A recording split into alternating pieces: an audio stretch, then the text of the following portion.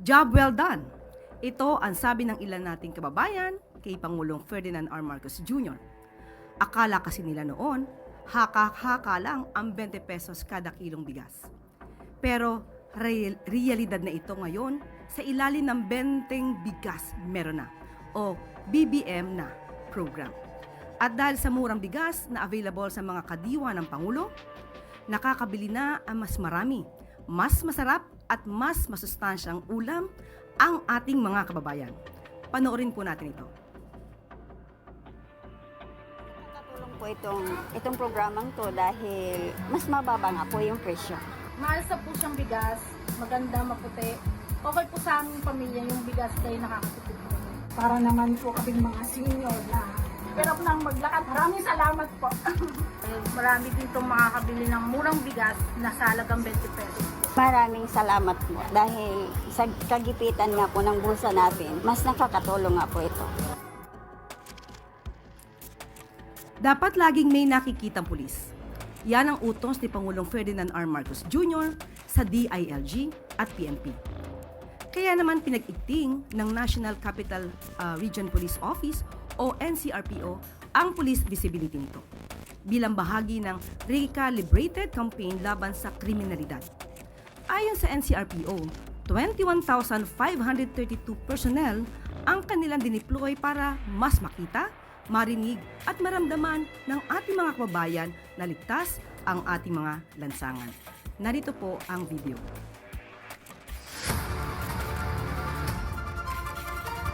Inutusan ko silang ng DILG at saka CPNP. Sinabi ko sa kanila, dapat laging may nakikita na pulis.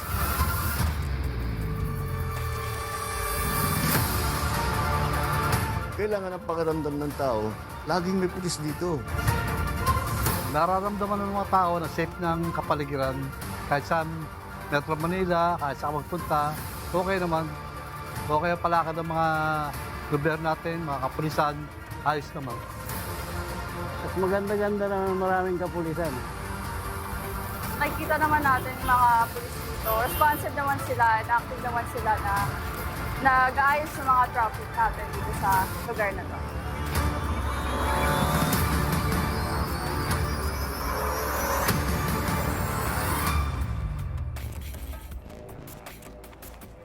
Alinsunod pa rin sa direktiba ni Pangulong Ferdinand R. Marcos Jr.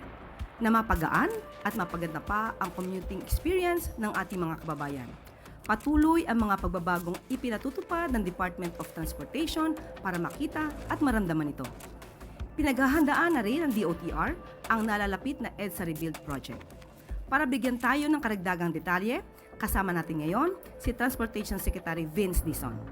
Secretary Vince, good morning.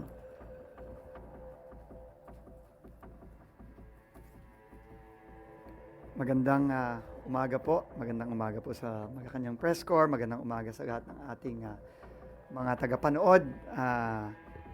Magbibigay lang po ng maikling update ang Department of Transportation sa mga pinag-utos po ng ating mahal na Pangulo nitong mga nakaraang buwan at linggo para maibsan natin ng konti kahit papaano, sabi nga ng ating Pangulo, kahit papaano lang matulungan natin, kahit papaano yung mga kababayan natin sa kanilang araw-araw na pagko-commute. No? Alam naman natin lahat na hindi ganoon po kadali.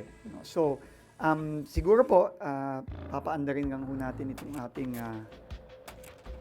maikling presentation para lang po makita natin yung ating mga ginawa nitong mga nakaraang buwan. Unahin po natin yung sigurong sinabi ng ating Pangulo. Mas maliit na bagay. Yung para maging masagbaginhawa ang araw-araw ng buhay ng tao.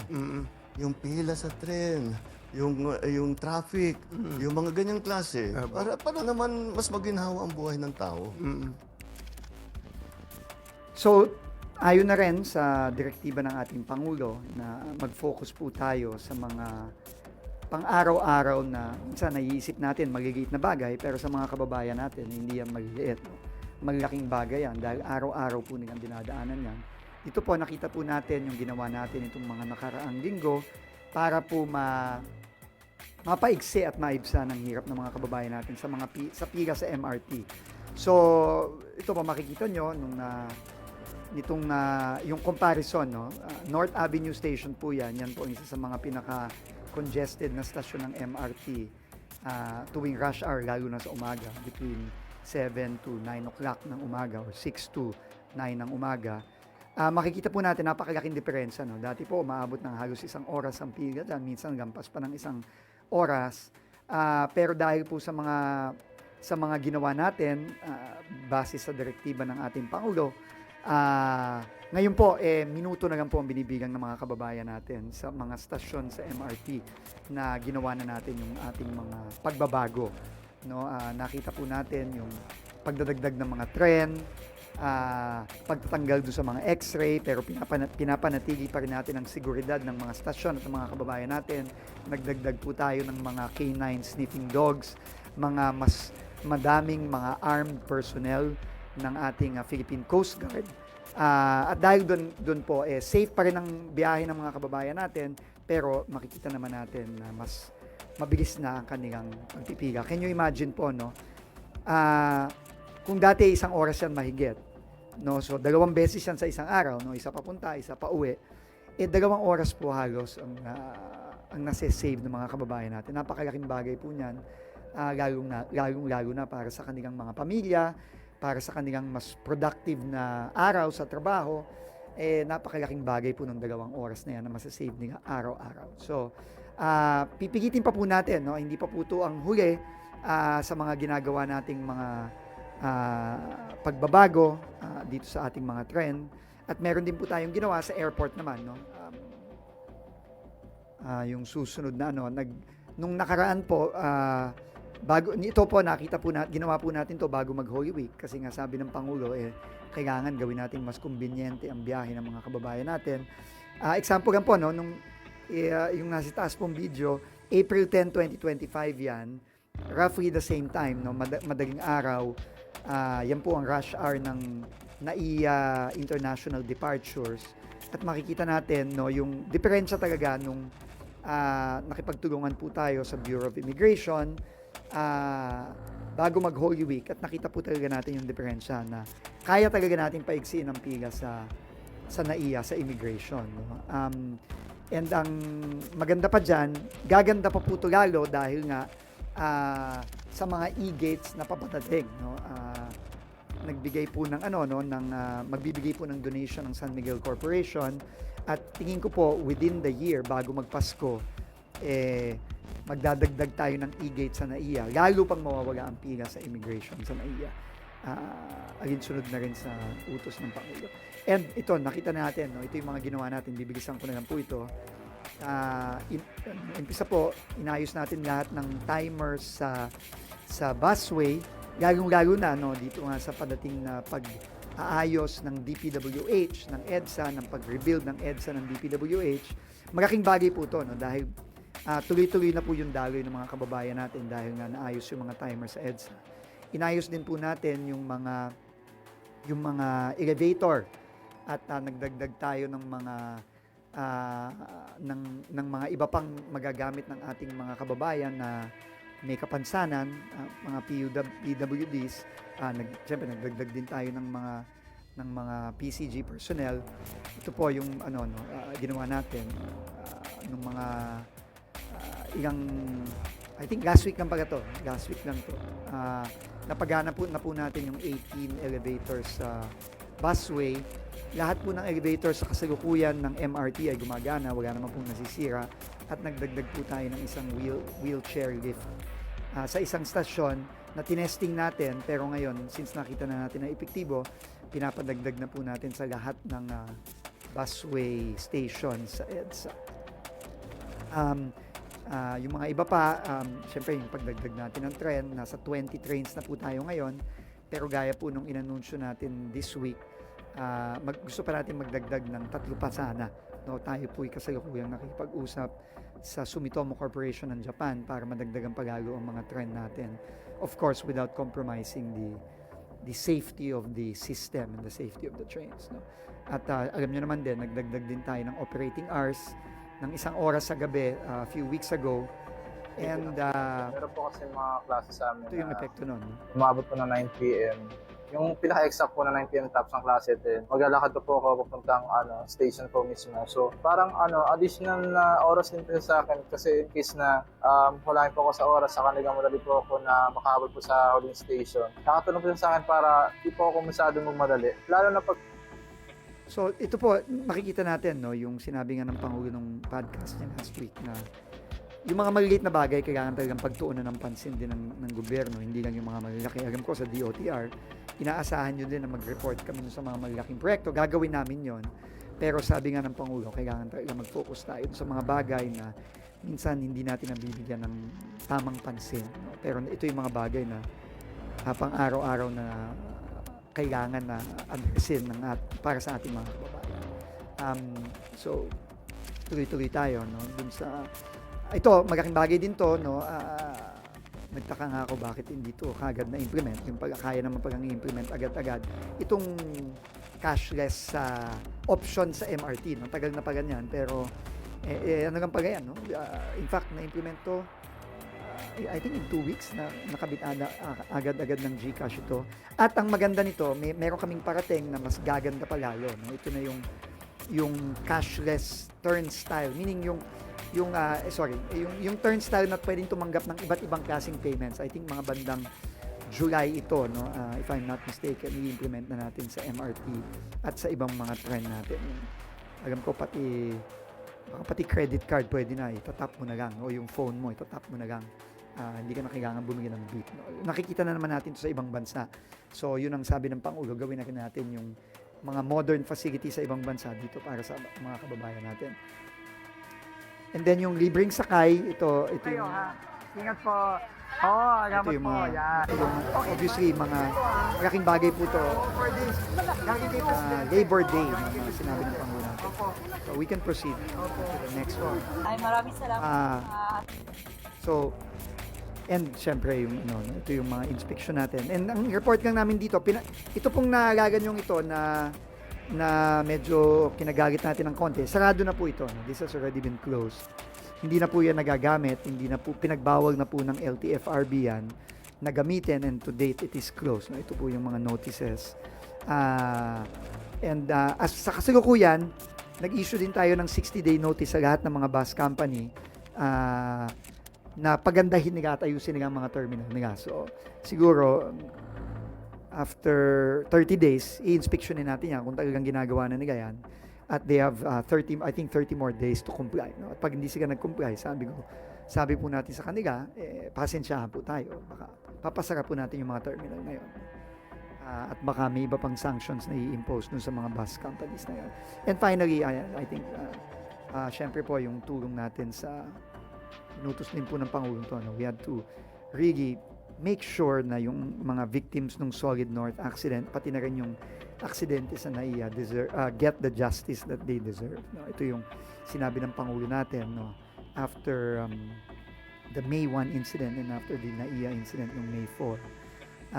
And ito, nag-file po tayo, 130 million po ang total na damages na final natin on behalf of the victims. And hiwagay pa yung sa NAIA. And then I'm sure you all recall also yung incident ng harassment sa airport kay Mami Ruth at kay Kai nung sila papuntang Vietnam. Yan din po, so alam niyo naman po na terminate na po yung mga taong yan. Nagpapasalamat tayo sa ating OTS. Since then there have been very few reports now, or practically no more reports of these incidents happening again. Kasi talagang nag-crackdown po si General Ato Bisnar ng OTS to make sure na hindi mauulit yung mga yan. Pero kung meron pa ring mga reports, please po, ipaabot nyo na po sa amin. We will act on them very swiftly. So, yun po yung mga alinsunod sa utos ng Pangulo na focus tayo sa mga magigit pero hindi naman talaga magigit na bagay para sa ating mga kababayan. Ngayon po, sa mga susunod na linggo, susunod na buwan, babalik po kami dito para naman mag-report po, Ma'am Claire, doon naman sa mga malaking project. Yung North-South Commuter Rail, yung subway, yung mga airports natin, at iba't iba pang mga talagang mga game-changing na proyekto na sinabi ng Pangulo na kailangan nating matapos. At talagang mapakinabangan ng ating mga kababayan. Kasama na rin yung Common Station, MRT-7, yung mga regional airports natin tulad ng Katiklan, ng Siargao, and others. No? So, separate na lang po tayo doon para makapagbigay po kami ng report sa inyo. So, with that po, maraming salamat. And, God bless po. Thank you very May much. tanong po, I'll be more Sec. than happy Vince. to answer questions. MPC, we're ready for your questions. Nel Maribuhok, UNTV.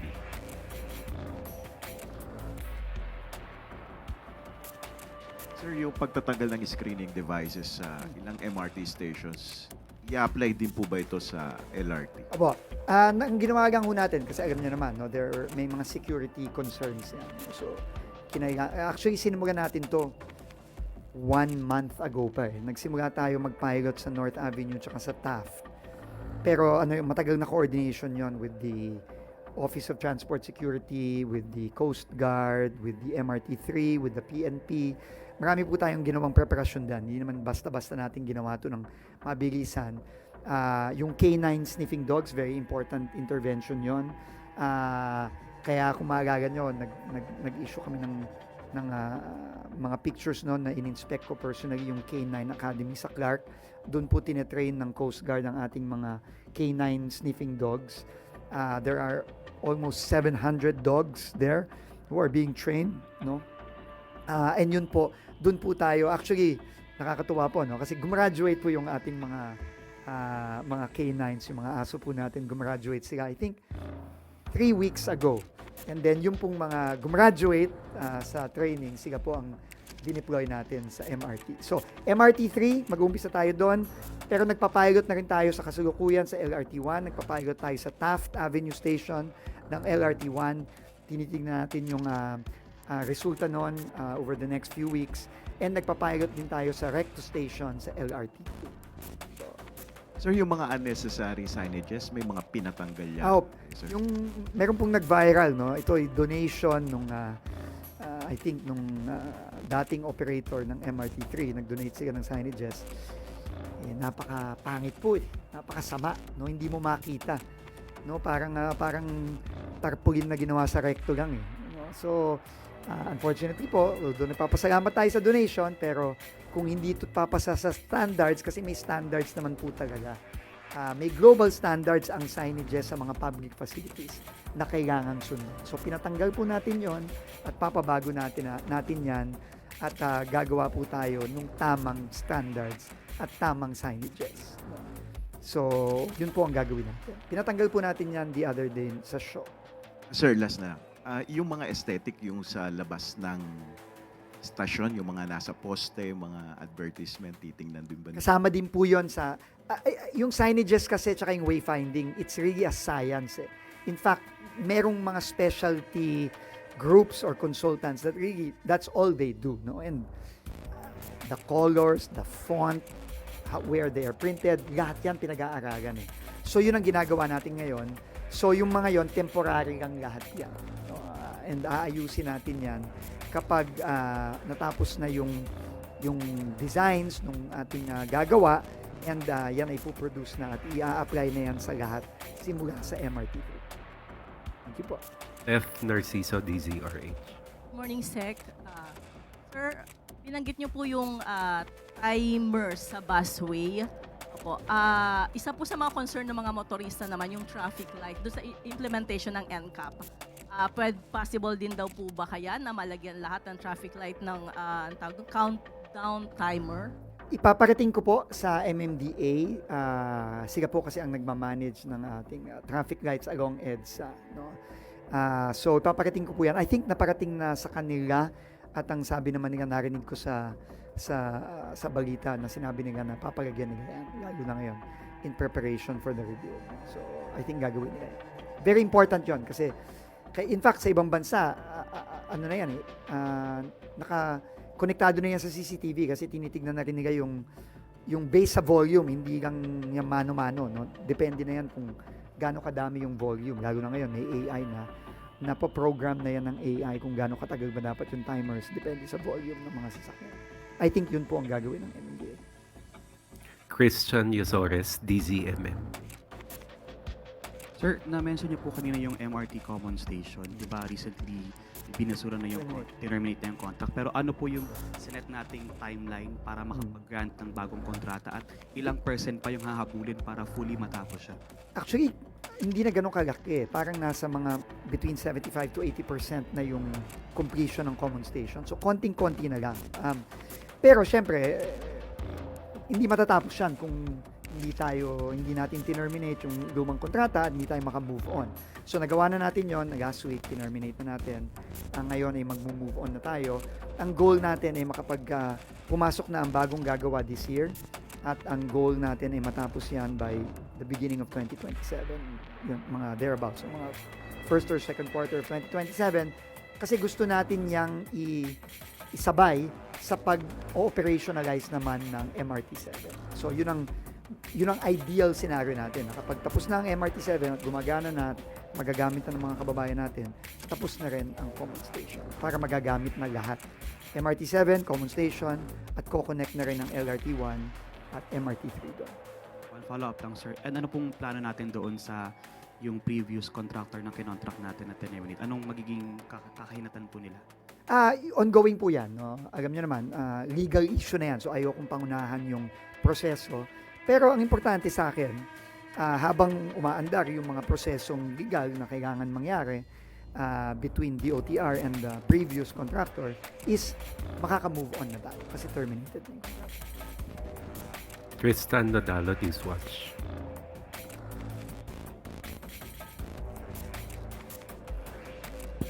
Hi, Sai. Good morning po. Morning po. Wait, so balikan ko lang yung EDSA rebuild. I'm sure lagi pong natatanong yung paano yung mga affected workers because may mga labor groups na nag-raise po ng concern. Ang sabi nila, parang laging afterthought daw po yung mga workers kasi parang while yung iba nagpo-propose ng flexible working scheme, yung mga ganun, yung may mga trabaho po talaga na on-site such as factory workers na hindi pwedeng mag-work from home. So ano po kaya yung meron bang social preparation sa part ng government to at least help yung mga affected workers once mag-start po yung EDSA rebuild? Apart from yung sa SMC, yung mga ganun, sir. Tama po yun. Alam mo, ako, I will disagree na afterthought. No? In fact, on the part of DOTR, yung dalawang major interventions na inutos ng Pangulo are for the workers. Kasi ang workers natin, sila din ang mga commuters natin. No? And ang unang-una nating pinropose, yung pagdagdag ng mga bus sa busway. No, malaking bagay po yun. Nagdagdag na po tayo ng 50 bus last month. Magdadagdag pa tayo in the coming weeks ng mahigit 100 pang bus.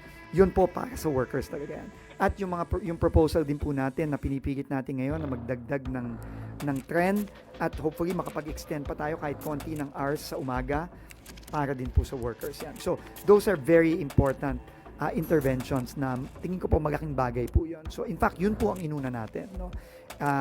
Hindi pa nga po in-announce ang EDSA rebuild ay sinisimulan na natin gawin yun. Yung ginagawa natin para maibsan ng pila sa MRT at sa busway, ginagawa din po para sa mga workers din po natin yun. And by the way, for the workers, maganda din po is magkakaroon po kami ng consultation na inorganize ng ni Secretary Benny Laguesma ng Department of Labor. Mamayang hapon po, alas 2. No, we will be working with the workers groups, no, at employers groups mamayang hapon ng alas 2.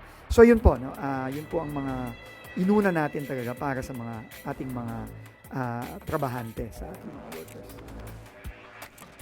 One follow-up yung apart from your meeting with the workers, is there a plan from the government na mag-organize po ng isang, sabi po kasi nung sentro na labor group din, parang better na may emergency summit kung saan lahat ng stakeholders nandun na, or talaga po ang is separate meetings for all? Idudulog ko po yan sa Department of Labor. No? We will ask them to. I think they will be in the best position to organize something like that. Ivan Mayrina, GMA News.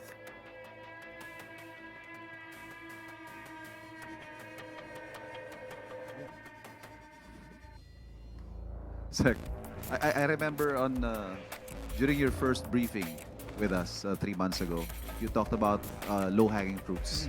3 months in, what low-hanging fruits have we already picked?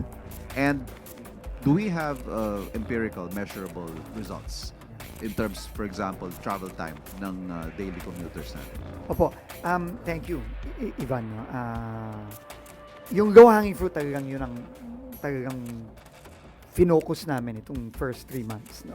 While we are also working on the bigger projects, yun talagang finocus namin. And yung mga pinresent natin ngayon, yun ang mga naging resulta na visually nakikita naman natin yung epekto, no? Yung mas maiksing pila sa MRT, yung mas maiksing pila sa airport na ngayon nararamdaman na ng mga kababayan natin. At although wala pa tayong empirical, no? Kailangan ng medyo mahaba-habang pag-aaral niyan in terms of travel time, pero doon pa lang, halimbawa sa pila, no? Dati 1 oras, ngayon 10 minuto. Doon pa lang makikita na natin at nararamdaman na ng mga kababayan natin. At ako mismo naramdaman ko kasi ako nung unang nag-MRT ako nung March sa Taft Station ako sumakay at roughly around 6 a.m. 30 plus minutes akong pumila nun nung sa Taft eh. Pero ngayon because of the interventions that have been done, nandun ulit ako sa Taft nung chinek ko nung tinanggal na yung x-ray, dumami yung tren. Ano lang eh, sorry. Mga 5-7 minutes lang ang naging pila ko eh. Nagulat talaga ako eh, kahit ako.